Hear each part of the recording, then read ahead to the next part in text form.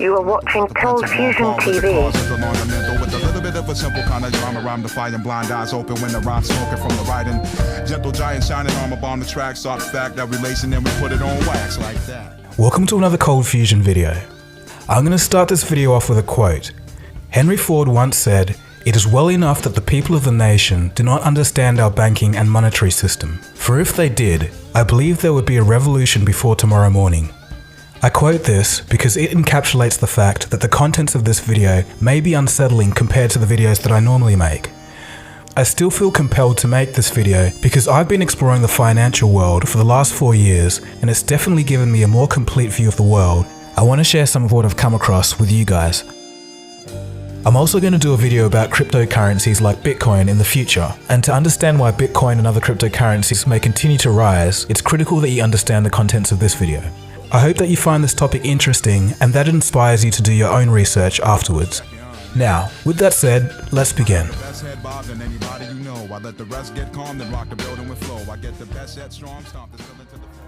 So who controls all of our money? It's a simple question. We all know that you and I don't control it. Our employees don't control it. The companies that they work for don't control it. So who does? Where does it even come from in the first place? I'll give you a hint. Money does not come from the government. It's a seemingly obvious question that's never asked or taught in schools for some reason. Unfortunately, most people's lives are basically dedicated to money. It's all people ever worry about or talk about. We go to school to learn basically how to go to university, to learn the skills to get a good job so that we can trade hours of our lives, all for this thing called money. So why wouldn't you want to know where money comes from and who issues it? Today, in this very special video, you're about to find out the answer to the question of who controls all of our money. People today can tell something isn't quite right with our financial system, but they just can't put their finger on it. Some people think it's the failure of government, others think that it's the failure of capitalism itself. This video should clarify a few things.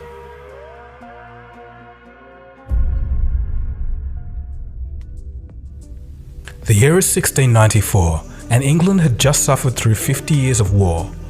Exhausted, the English government needed loans to fund their political means. Brainchild of Scottish banker William Paterson, it was decided that a privately owned bank that could issue the money to the government out of thin air was to be the solution. This was the very first modern central banking system in the world. Central banking is more influential than laws, governments, and politicians, but strangely not the focus of the general public. Fast forward to the early 20th century, and after 2 failed attempts, a group of bankers wanted to put a central bank in the United States of America. It was December of 1910, and Senator Nelson Aldrich boarded a private train car in New York with 6 others. The 6 were not to be spotted by any news reporters to avoid questions. Their destination? Jekyll Island off the coast of Georgia. The meeting went for 9 days, and from that, they created the Federal Reserve System. This is all documented and a matter of public record.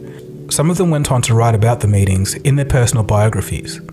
Here's a quote from Frank Vanderlip, president of the National City Bank of New York, February 9th, 1935, in the Saturday Evening Post. "I was as secretive, indeed as furtive as any conspirator. Discovery, we knew, simply must not happen, or else all our time and effort would be wasted.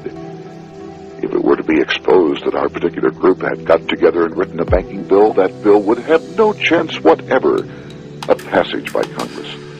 The 6 men that Nelson Aldrich brought together included the head of banks, branches of government such as the Treasury, and some of the richest people on earth at the time.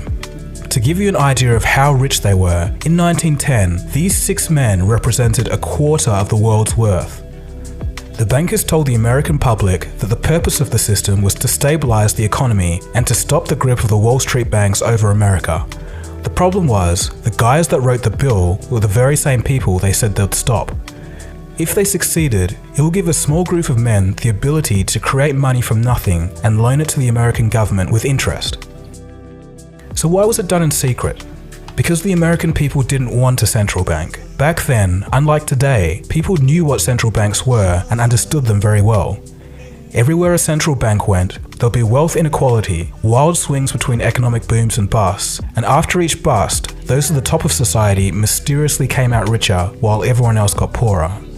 Europe was the running example of this at the time.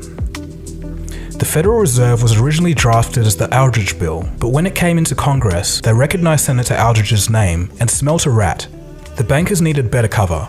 They decided to send 2 millionaire friends to carry the bill to quell the suspicions of Congress and renamed it the Federal Reserve Act.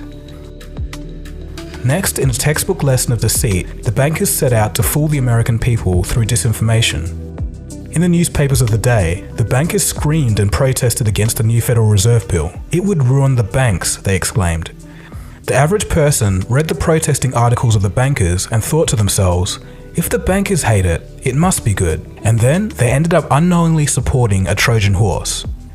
The bankers also fooled Congress by putting clauses in the bill that limited their power only to remove them once the bill was passed.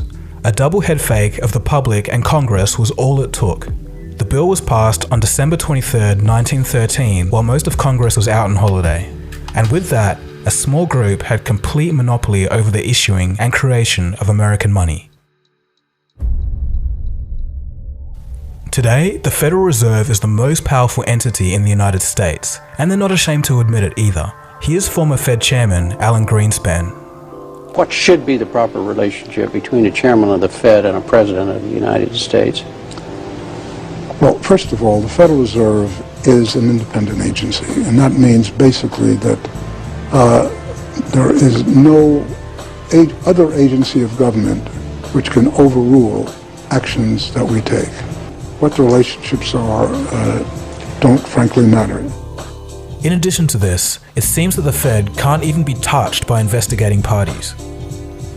So I'm asking you if your agency has, in fact, according to Bloomberg, extended $9 trillion in credit, which, by the way, works out to $30,000 for every single man, woman, and child in this country. I'd like to know, if you're not responsible for investigating that, who is? We have responsibility for the Federal Reserve's programs and operations, audits, to conduct audits and investigations in that area. In terms of who's responsible for investigating, would you mind repeating the question one more time? Mr. Chairman, my time is up, but I have to tell you honestly, I am shocked to find out that nobody at the Federal Reserve, including the Inspector General, is keeping track of this. So what does all of this have to do with me, you might be asking? I don't even live in the US. Well, 2 reasons. Number 1, the central banking model from the Bank of England and the United States has now been put in all countries, and even consolidated power in parts of Europe as the European Central Bank, or ECB.